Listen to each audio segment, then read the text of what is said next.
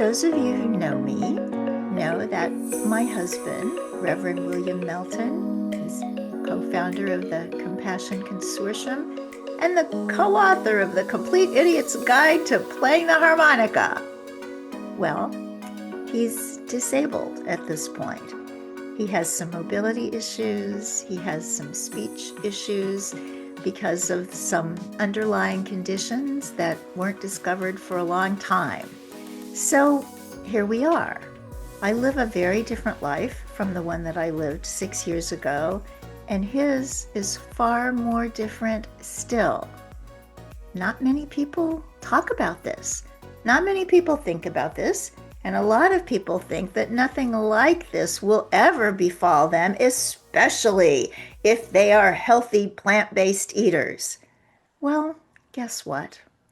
I just read the most extraordinary book, taught me a great many things, one of which is the inherent fragility of living in a physical body, regardless of how often you eat kale. Hi, everybody. I'm Victoria Moran, host of the Main Street Vegan Podcast, and what a pleasure to be with you today. And I have to say, I've done a lot of podcasts over these past 13 plus years, and every now and then one seems so important. I wish there was some kind of way there online to put stars around it so people would know when they're scrolling through archives, yeah, you really need to listen to this one, even though you have a million other things to do. Thank you so much for adding on a million and one. This is important. The book is In Sickness and in Health, Love Stories from the Front Lines of America's Caregiving Crisis. It is the first book from Laura Mauldin, PhD, Associate Professor in the Department of Social and Critical Inquiry at the University of Connecticut. She maintains the website Disability at Home, which highlights the ingenuity of disabled people and caregivers, sharing advice on how to make homes more accessible. Her book is an urgent and deeply affecting account of America's failure to provide meaningful support to its chronically ill, disabled, and elderly citizens and our resulting reliance on unpaid caregiving labor of spouses and intimate partners. Welcome, Dr. Mauldin. Thank you so much for having me.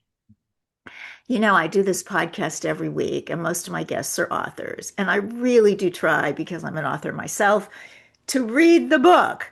But I can't read 52 books a year. So there's a lot of skimming and scanning, and I'll read this chapter and fill in the rest. Your book, I could not put down. I always thought, I can't read on a treadmill. I can do audio and stuff like that. I can't read a book on a treadmill. I figured out how to read a book on a treadmill because I really, really wanted to absorb everything you have to say. As a caregiver myself, I've read lots of how-to kind of books. This is what you should do to make it better, make it easier, blah. Yours is stories, and stories are the currency of our species. And it spoke to me in a way that no book has in a great many years. So thank you for writing it. Thank you for being my guest today. Now, your official introduction talked about some of your academic and professional credentials, but you've got another credential for writing this book that means a whole lot more. Tell us about that. Yes, thank you. I'm so just delighted to hear that this was moving to you and that you enjoyed reading the stories. I am a big believer in sharing our stories. That's how we connect with one another and feel less alone. And so this book is really a product of my own experience of being a spousal caregiver to my partner. Um, we met in 2005, and it's been more than 20 years now, but I was her caregiver for about 5 years and before she passed away. And I have spent decades trying to make sense of that experience. And this book is me trying to do that, but also in community with everyone else who's also trying to make sense of that experience. Your story, which is interestingly interwoven through the stories as a whole, the people that you chose are so real, so interesting, they're so diverse. And one of the things that I found really fascinating is a great many of them are young. We always think that caregiving is middle-aged people caring for parents or old people caring for spouses. But this cuts through all of society. Can you tell us a little bit about how many people are doing this? What are the sorts of situations that happen that get people into this way of life that most of us don't think about and don't want to? Sure. Every now and then there's new numbers released about how many family caregivers there are in the United States. And when I use that phrase, family caregivers, I mean people who are maybe you're caring for a sibling or an aging parent or a partner, but you're not being paid to do that. That is not a professional job. That is something that you are doing for a family member that you love, right? Um, Even since the book came out, I was using an available statistic in the book, which is there are 53 million family caregivers. That's an enormous number. That's an absolutely enormous number, but it's gone up. Even since the book just came out, new numbers have been released, and now it is 63 million. It just keeps climbing. And there are reasons for that. Some of it is the size of the baby boomer generation, for example. And we know that as you age, the incidence or rate of impairment rises, right? So that's a fairly expected number to go up. That, okay, as this baby boomer generation ages, we're going to get more and more folks with impairment that then need caregiving. But there's also other reasons. Younger people may have cancer at a young age and become disabled through those treatments or disabled because of the cancer. But we have such sophisticated medical technology now and treatments that people are now living for decades as chronically ill people or people with a chronic condition or an impairment that in the past they probably would not have lived to have. But now we have these interventions and people are allowed to live longer lives. And that's a good thing. This is not a bad thing. That's a wonderful thing. But it means that in all kinds of ways, we have rising numbers of caregivers because we have rising numbers of people who live with various conditions and impairments. I just did the math on that number that you cited. 63 million Americans, that's 18.1% of the population. And yet it's hidden. It's as if nobody hears about it, thinks about it, talks about it. It's not on the news.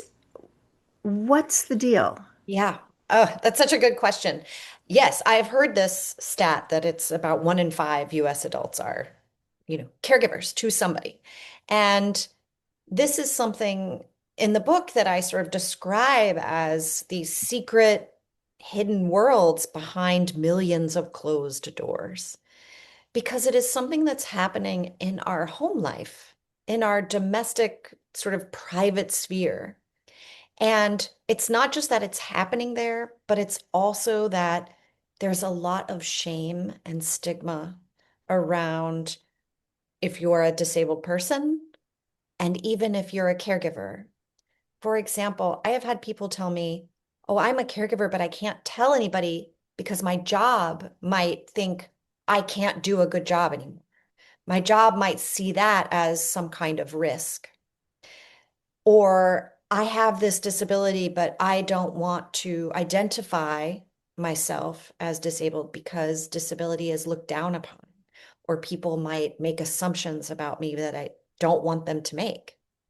So people are making these choices around the care that they do or the impairment or disability that they have that further keep it secret. And that makes it really hard because then we're isolated from each other. We don't see ourselves as part of this larger group that's having a shared experience. But we can't share the experience if we don't share the experience, right? In terms of telling our stories. And that's really the goal of the book is to, open the door, really go in and spend time day in, day out with people and describe the stress, the burnout, the guilt, but also the joy and the bonds that these depend on and the creativity of how people figure out how to get by, but also the unjust ways that they have to move through the world that makes living with dignity a really difficult thing to do since we have so much um, hostility, I think, towards disabled people or this idea of being disabled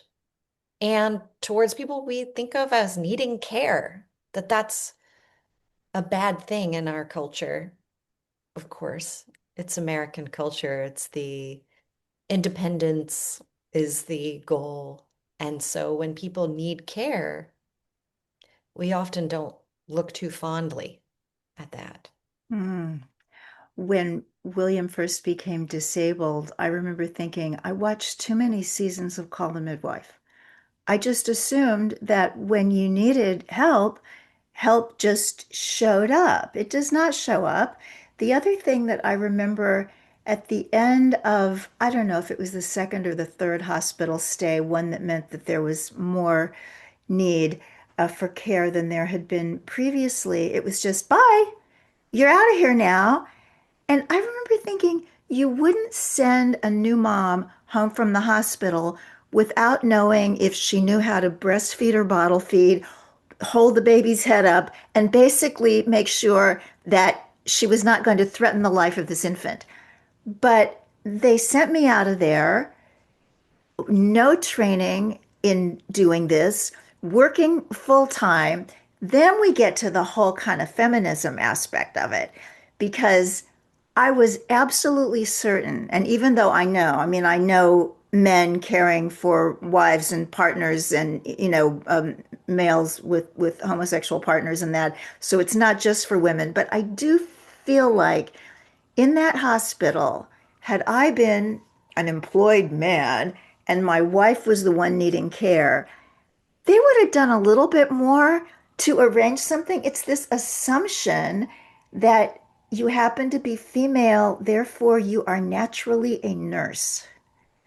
Absolutely. This is such an important point because part of why that caregiving has been pushed behind closed doors and into the family home is precisely based on the assumption that there's a woman there to do it. And that because that woman is there to do it, we don't need, as a society, to pay any attention because we know that this woman's going to do it, and we believe that it is her natural inclination, right? And so I will say there are statistics showing that about three-fourths of family caregivers are women. So you're Mm. right. There are men out there doing it. It's not to say they aren't, but it also just so happens that um, three-quarters of family caregivers are women. And we also know, particularly for spouses, that the rates of leaving one spouse are much, much, much higher if the ill spouse is the wife. We know that men leave far more often than women do. So that's just borne out in sort of the statistics about that.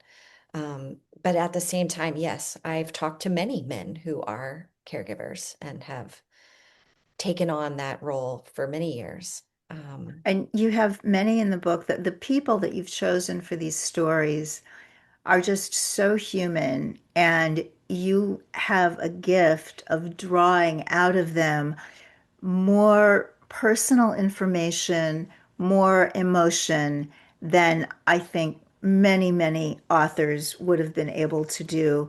So, really, everybody listening, even if you're not in this situation, and I hope you're not, and I hope you never will be, but with those statistics, you very well might be. And so, by all means, in sickness and in health, this is a must read. Now, you talk about ableism in the book, and you also talk about a very scary, nasty word, eugenics, tied in with ableism. So, unpack that for us. Oh, I'm glad that you asked that. I've gotten some feedback from people who've read the book and said, "Oh, I'd never heard of that before. I'd never heard of ableism before. I didn't know that that existed." And I think, you've already raised the feminism question and how sexism is built into our caregiving crisis because we just expect women to do it. Um, but we often don't talk about the ableism piece. So I use a very simple definition, and that is ableism is the idea that some bodies or some people are worth more than other people.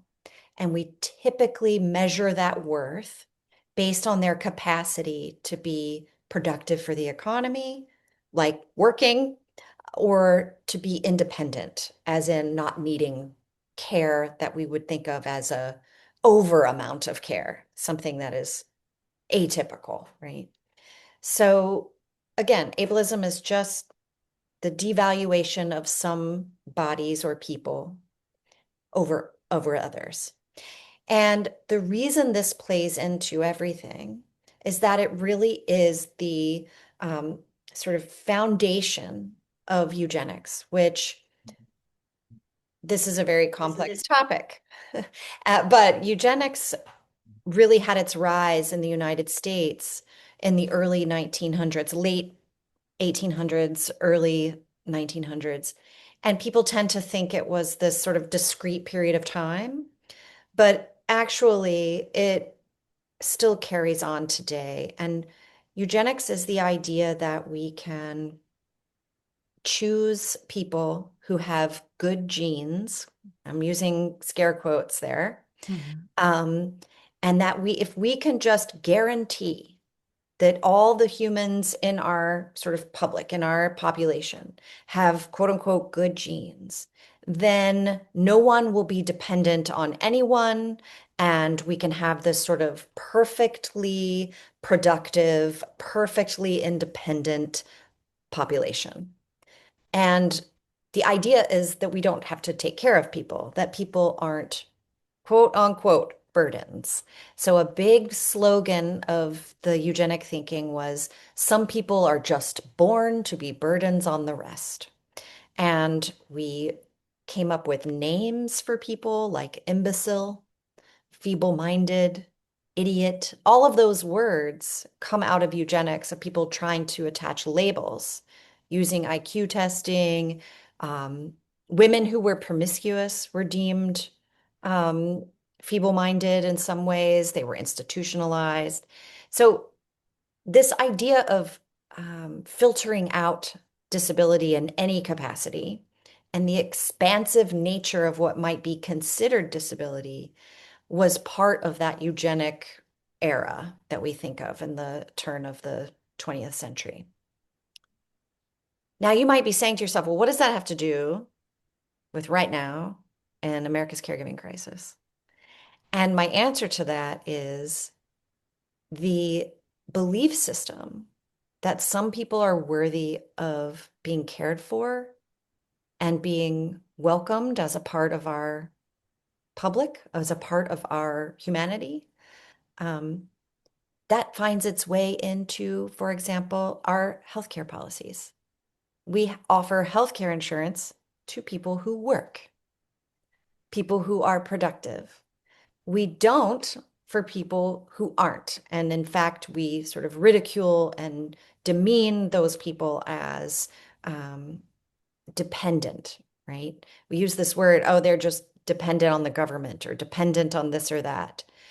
And a lot of those folks are unable to work because they have a disability of some kind, right? It's also very racially coded. There's lots of sort of an intertwined story here between ableism and racism. So, this idea that certain bodies are good and those people should be allowed to flourish, whereas other bodies or communities are bad and we should not invest in infrastructure that cares for them. And of course, that's a long legacy in the United States, but this shows up in our hostility to disabled people, our suspicion they must be faking it, or assumptions that the Social Security Administration is just riddled with waste, fraud, and abuse, when in fact, data show that less than 1% of disability cases with the Social Security Administration are fraudulent. And again, healthcare, we don't have long-term care insurance as a part of our care system. There's so many pieces to this that I attribute this sort of abandonment through a lack of infrastructure. That you said, I thought I could call somebody. There's no one to call because we don't have the infrastructure. And we don't have the infrastructure because we don't believe certain people are worth investing resources in to make sure they're cared for. And because of that ableism and that abandonment of disabled and chronically ill people, it doesn't just abandon them, it abandons the rest of us because we have to pick up individually, pick up that slack and stand in and act as if we can do the amount of labor that a whole system can do. And of course, it usually falls on women. Whoa. Let's talk about money. You Yeah. mentioned the only 1% of disability claims are fraudulent, and yet a much higher percentage are turned down. Many people believe that if you can make it to 65 before you become disabled, all will be well. Biggest myth out there. So, can you help us with a little bit of that? If you're going to be disabled, guess you're better off rich. It's still not good, but it's better.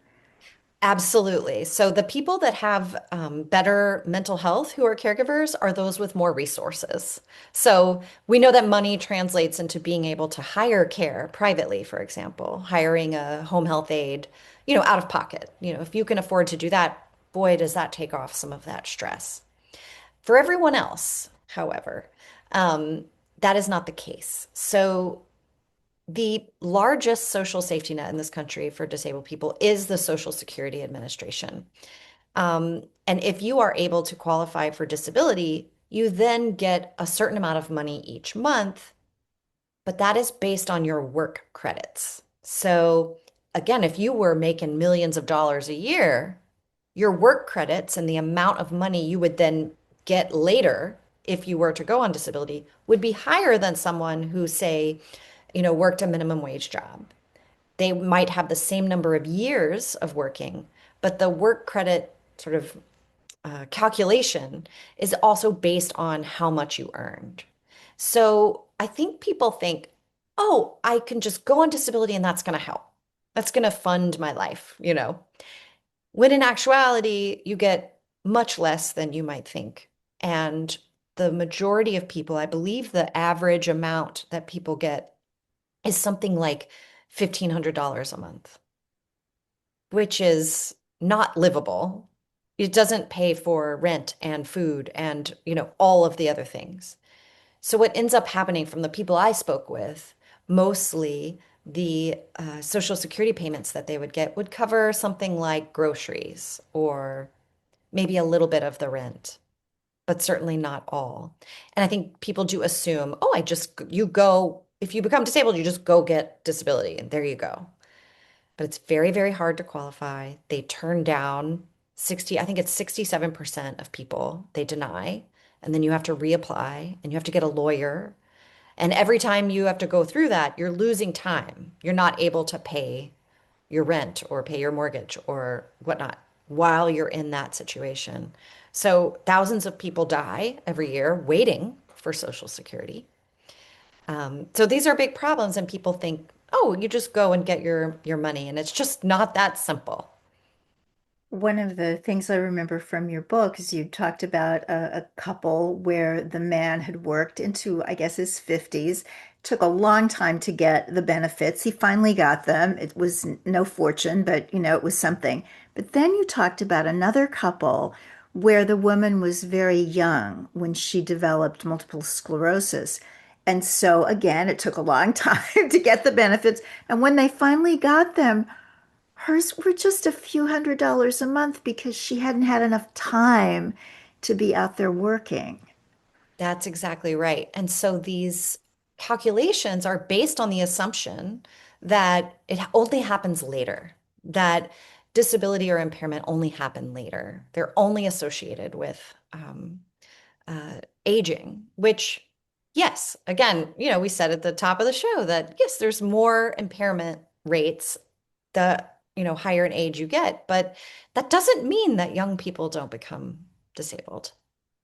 Which I know was your story with your partner in your 20s, That's which right. was very poignant and beautiful. I'm just so sorry you had to go through that, and so grateful that you've been able to use all that pain, all that trauma in your work and now in this wonderful book. So you talked about long-term care insurance. This is an interesting topic for me. I remember I was on a speaking tour. I was, I think, somewhere in Ohio, probably Ohio, because Ohio has the most cities. That's usually where you are if you don't remember where you were. And Suze Orman came on TV and said, if you are over 40 and you don't have long-term care insurance, you hate your children. And I remember thinking, we don't hate our children. And so, not long after that, we started paying into this long term care insurance. That stuff is expensive. I think if we could add up what we've paid in premiums over the years, we could buy a second home, not in Manhattan, but somewhere. And yet, we have never, ever, ever been able to use it. So they have these ADLs, these daily living things, and they will say, can he feed himself? And I say, well, yes, he can feed himself, but he can't shop or order in. He can't cook. He can't get the food from the kitchen to the table. He can't clean up. And if I weren't here, he would starve. And they say, check, he can feed himself. Can he transfer? And there's all this lingo. It just you have to learn this awful other vocabulary in this world. Now, I had heard transfer at the hospital, meaning getting in and out of a taxi, getting him home. And so I said, no, absolutely not. There's no way he can get himself into a car. No, but can he get up from the bed? Well, yeah, with his cane and a lot of concentration, yes, he can do that. Check. He can transfer. So the long and short of it is we pay more for long-term care insurance than probably anything except food, Medicare supplement insurance, which is really, really expensive, and maintenance on our condo. It's like our fourth greatest expenditure of the year. And unless one of us were to become almost non-existent, we Hmm. don't seem to be able to get it. So talk to us about that. If long-term care insurance is not the thing, then what is? Right. You were talking about the cost of it, just what Mm-hmm. you pay into that every year. And Mm-hmm. I'll tell you something, this is a kind of a fun fact, which is if you add up all of the dollars we spend on private long-term care insurance, Medicaid and Medicare, Veterans Affairs, I mean, all of these sort of long-term care apparatus, this whole thing that we have, if you add all those dollars up, it still does not come close to the amount of the value, the dollar value of unpaid family caregiving. Wow. All of that combined Wow. doesn't even approach that value. And so what's basically happening is that family caregivers are subsidizing the whole healthcare industry and the whole economy. We're making things run, we're making things go, and we're doing it for free, not out of choice. There's no other choice. But there are things like long-term care insurance that people often will say, oh, here is an answer. We just need to get everyone to go ahead and just buy long-term care insurance. And the problem with that is, first of all, most people can't afford it. Second of all, you are signing up with a corporation that gets to make their own decisions about when they're going to let you cash in that benefit. And oftentimes, when you're signing up for this benefit, you don't know how to predict what you're going to need later.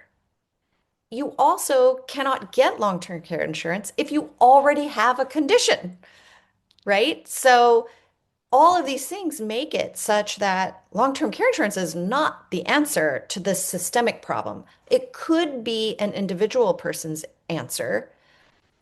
That's a maybe, because just like you said, they're going to go through that checklist of ADLs, those activities of daily living. And it's one of the many ways we use marriage or coupledom to absorb and offset all costs of care onto that other person. That is, see, spouses have it hard because we live with our partners. Adult children who are taking care of their aging parents may not, right? So the parent, the aging parent may be very much alone and unable to do these things.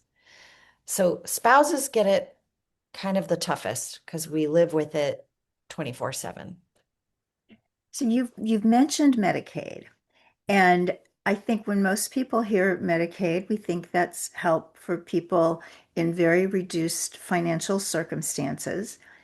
But I also know people with assets who hire lawyers to figure out how to impoverish themselves so that they can get Medicaid and help out the partner.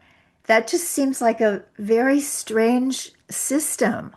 What do people do and why? Yes, some people actually get divorced in order to have their spouse qualify for Medicaid.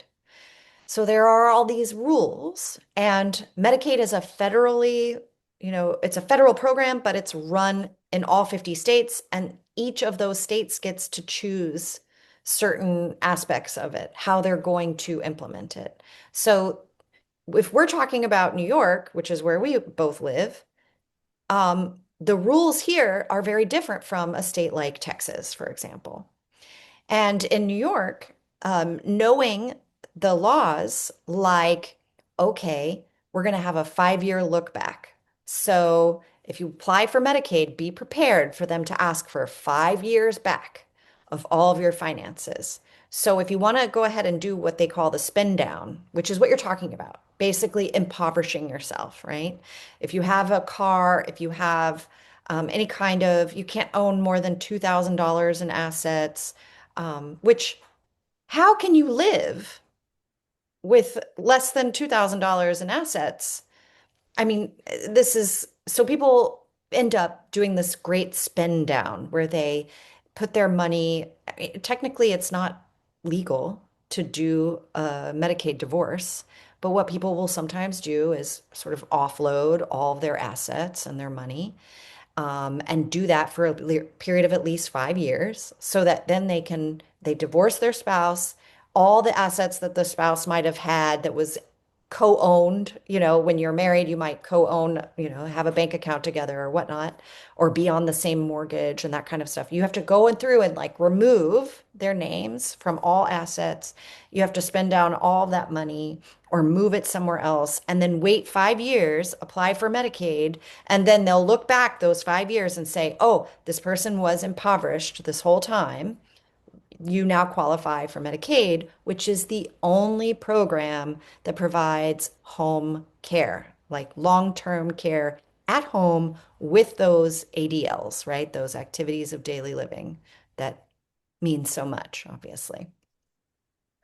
Well, I hope that everybody who's listening who hasn't dealt with this or who's younger and doesn't think it's, anything they have to think about, that learn about what Medicare does and does not do, learn about the different kinds of Medicare. Some are better than others, some are not as advantageous as they might make you think. Oh my goodness. So, in our just living our lives and talking to people and trying to do something about this problem, what can we do to help disabled people not feel like burdens? What can we do for people who might be caregiving? hmm That's a good question. I mean, what I really try to do in the book is show that the fate of disabled people and the fate of caregivers is connected. It's deeply connected. And if we can pull caregiving and disability out of the shadows and talk about it, just like we're doing right now, having a conversation about it that is free of shame and free of secrecy, the more we can bring this into the public view so that people understand, oh, this is not a unique, rare tragedy that I'm personally having. This is a shared experience of being a human being, just living in these bodies that are going to need care at one point or another. Maybe we should collectively think about having a plan. And so, I think we first have to create a culture where we can talk about it. Because how can you make a plan for something if nobody wants to talk about that thing, right? So that's the first thing is I am a big fan of telling people go just talk about your business. Like talk about all of that. Don't be ashamed of it. Don't keep it hidden. We need to share these stories with each other so that we can create that culture where we accept that this is a part of our human life and then we can make a plan. And I have big pie in the sky ideas, of course. I Yay. I feel like there should be universal health care, universal long-term care, so that we don't even have to go, oh, I can't have this much in assets or this much in income, and then I have to deduct this off my taxes, but oh, I can put this over in my, health savings account, or I can pay for this insurance policy privately. Like all of those moving parts are just the result of us offloading what should be a universal care infrastructure provided to everyone. And so that's my pie in the sky idea is that if we can just keep talking about it and take the shame out of it and then turn this into a reasonable expectation that we should all be taken care of and have access to healthcare and long-term care.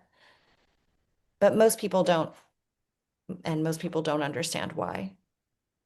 Well, I love your pie in the sky, and I know that publishing is not what it once was, but a book can still change the world. Everything from Uncle Tom's Cabin to Silent Spring. And I honestly believe you can see this kind of if you're watching on YouTube in sickness and in health. I just want to read a few quotations from your book. One thing I also wanted to say is Dr. Laura Mauldin is not just someone who has experienced this and not just someone who has a great deal of academic background and study and work experience. She is also a damn good writer. And that's just such a sweet, sweet thing to be able to read something from somebody who really knows how to write. So I just want to share a couple of things with you. Here's one. The person is coming out of the hospital. The spouse is going to need care. There wasn't even acknowledgement that there was no system in place for the care work. It was just assumed that she would be the system. As her husband left the rehab, staff wished them luck and handed them a pamphlet. The topic: suicide prevention. Apparently, it seemed the rehab staff assumed that Angel might prefer to be dead. Here's another one. All I do is take resources, says a disabled, I believe, man in this case. I don't contribute anything. In our conversation, he repeatedly refers to himself as a waste, lamenting how he is always just sitting around and saying to his wife at one point, maybe you shouldn't have fought so hard to keep me. Maybe you should have just let me go. Your life would have been so much easier. And I've heard things like that from my husband. And it's absolutely a heartbreak because you see the value in this person just because they have lost a lot of ability, a lot of opportunity to be professionally and recreationally active in ways that they were before, that person is still there. I mean, I would say that that soul is still there. I'm actually going to put in the show notes, everybody, when you go to mainstreetvegan.com to see the show notes about this episode, to learn more about Dr. Mauldin's work, about this wonderful book, In Sickness and in Health. I'll also put a link to an article that I did for Valentine's Day for soulfulliving.com about living with my husband and his aphasia. That's the thing where he has difficulty finding words, and how the love is there, the soul is there. And one of the cool things in this book, and also in Laura Mauldin's website, is how she sees the brilliance of these disabled people who can come up with all these cool ways to do things. She's saying of the same gentleman here, he was showing me ingenious methods for getting things done around the house, something all disabled people must do to create a habitable world. Love the book. I just met you and I love you too. Can't help it. So tell us about policy changes that are happening right now. Are there things going on that are going to get us closer to your pie in the sky, or are we going to have to wait a long time for some pie? Unfortunately, things are, a lot of things are going backwards. Um, Now, what's interesting is at the federal level, things are dire. The one big beautiful bill that was passed in 2025 is decimating Medicaid funding across the country, which means um, less of reimbursement rates. So rural hospitals are closing, for example, but it also means home health aides that were already, we were struggling to find enough home health aides to staff those needs. If somebody has Medicaid and has home health is having a aide at home, it's hard to find people to do the job because the pay is really bad. And with these cuts, the pay is, these things are just making everything worse. A tax on immigration. A lot of the folks working these home health care jobs are immigrant women. So this is a federal dire situation. At the same time, there are states that are coming up with creative ways to guarantee family leave. There are states figuring out ways to help support family caregivers. And I think Washington State just passed family leave. There are these pockets of people working together to try to make a difference in people's lives. And I would say find out.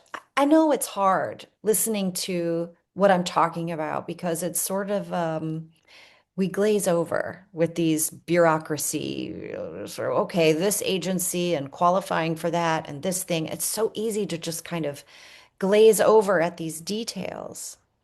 And at the same time, we need to know this information. I believe if you survey adults over 55, more than 90% of them want to age at home. And yet, when you survey adults, most of them mistakenly believe that Medicare will support that, and it does not. So we have a lot of assumptions about what happens when you become disabled or you age into it, right? And those assumptions mean that we just sort of, I don't know what the policy is and I don't need to know, and I just sort of can glaze over here and I don't have to pay attention.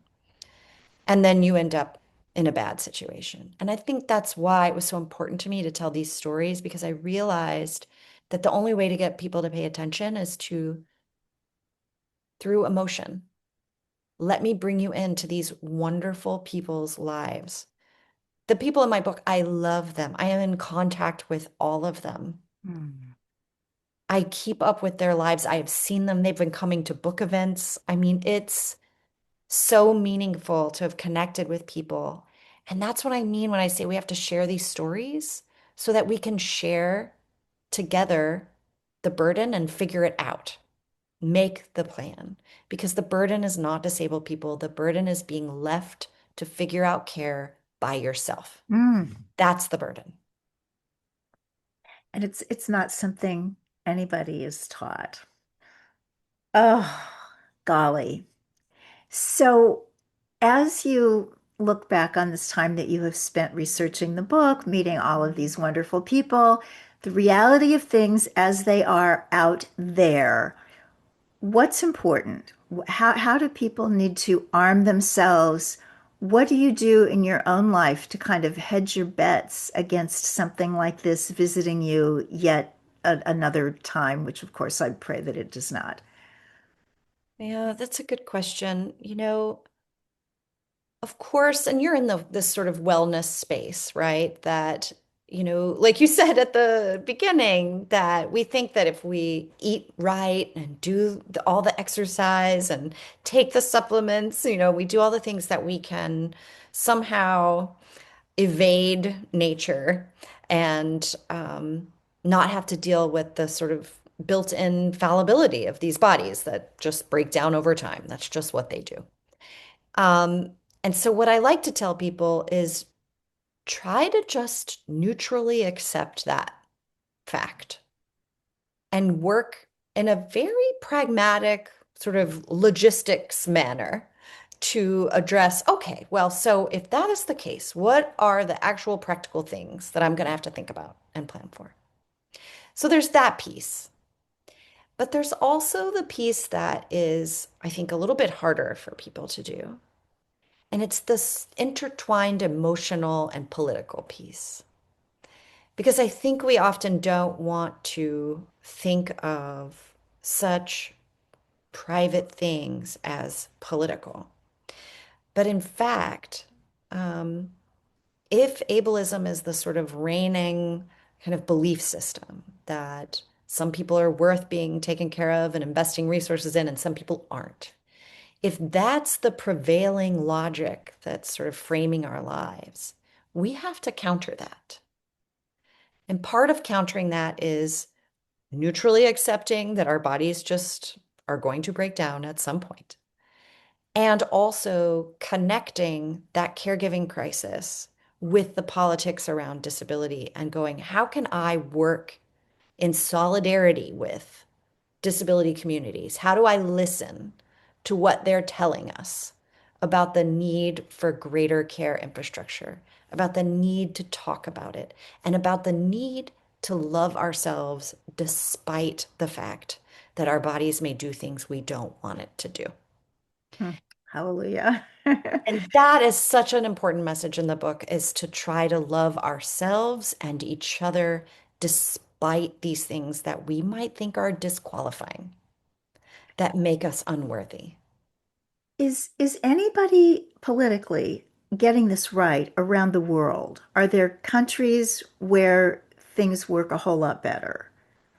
There's gradations, certainly. I mean, you think particularly around countries with a larger welfare state or assumptions about what kinds of things should be part of care infrastructure. Other countries definitely do that better. Thinking particularly like Scandinavian countries, right, that just have more. I remember my friend had a baby in Berlin, and she said all these nurses showed up and like came and did my dishes, and it's just this assumption it's part of the state care infrastructure, and I was shocked by this. Um, so there are gradations, and other places get it a lot better than we do. But we live in a culture that is obsessed with an idea of independence and autonomy, which translates into devaluing anybody that needs care. And so Hmm. we don't invest in it. It's not something we invest in. So, I have one other question on this policy area. Everybody has heard of the Americans with Disabilities Act, and I think, maybe it's a little bit like the Civil Rights Act. We want to say, okay, that's done, when obviously, no. So, what is the Americans with Disabilities Act, and what has it done that's helpful, and what else does it need to do? sure. It's an anti-discrimination law, but just like any other form of discrimination, making a law doesn't end it. It's still rampant. So, okay, I'm just making sure you can still hear me because there was a freeze for a moment. Yes, we heard you all the way through. Oh, okay. I'm so sorry. Not a worry. I got distracted, frozen. Um, yes, so it's an anti-discrimination law, and just like any other anti-discrimination law, it doesn't eliminate discrimination. One of the major things it did several things, but one of the major things it did was ensure access physically to buildings and things like that that receive federal funding, right? So elevators and ramps and those kinds of things. And it helped with something called Section 504, which is, there is a lot of education-based, access that was built into the law. There's many things that it does, but it does not guarantee care for disabled people. It does not guarantee um, that disabled people won't experience discrimination in the workplace. It only gives them a channel for making a claim later after something has happened, which many people can't do. And I work as a sign language interpreter. That's something I've done for a couple of decades now. And it doesn't matter that there's an ADA. Half the time, deaf people cannot get interpreters to see a doctor. The doctor's office says, well, we don't do that.